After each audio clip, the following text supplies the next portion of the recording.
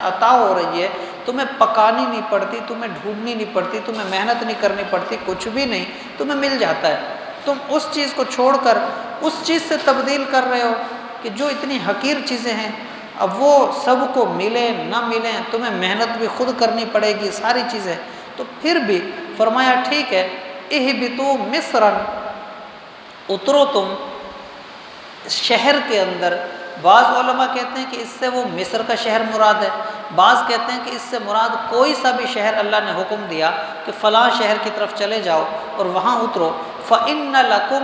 مَا سَأَلْتُمْ، بے شک جو تم نے سوال کیا تمہیں وہاں مل جائے گا۔ مطلب یہ کہ جو تمہاری خواہشات ہیں، تم یہ چیزیں چاہتے ہو نا، یہ چیزیں تمہیں وہاں پر مل جائیں گی، تو تم وہاں پر جاؤ۔ تو اللہ نے فرمایا وَضُرِبَتْ عَلَيْهِمُ الذِّلَّةُ، ان پر ذلت کو مقدر کر دیا گیا۔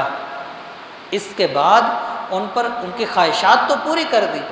لیکن اس کے بعد ذلت ان کا مقدر بنی، والمسکنہ، اور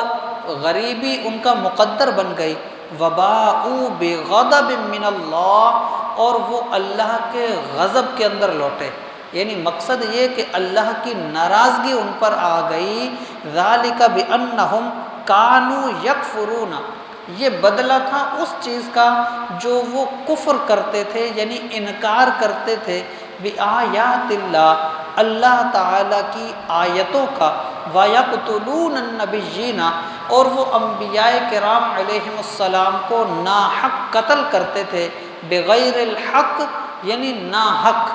حق کے بغیر قتل کرتے تھے۔ مقصد یہ کہ انبیاء کرام کم و بیش 70 کے قریب انبیاء کو ان بنی اسرائیل نے آتا ہے کہ شہید کیا ہے، 70 کے قریب۔ ایسا نہیں تھا کہ شروع سے انہوں نے ایسا کیا، پہلے انہوں نے چھوٹے گناہ کیے، اس پر ان کی ہمت بنی تو انہوں نے بڑے گناہ کیے، اور کرتے کرتے یہاں تک ان کی ہمت بن گئی کہ اب یہ پھر انبیاء کرام کو شہید کرنے پر آ گئے۔ اور کئی ایسے انبیاء کرام علیہ السلام کا آتا ہے کہ انہوں نے ان کو شہید کیا،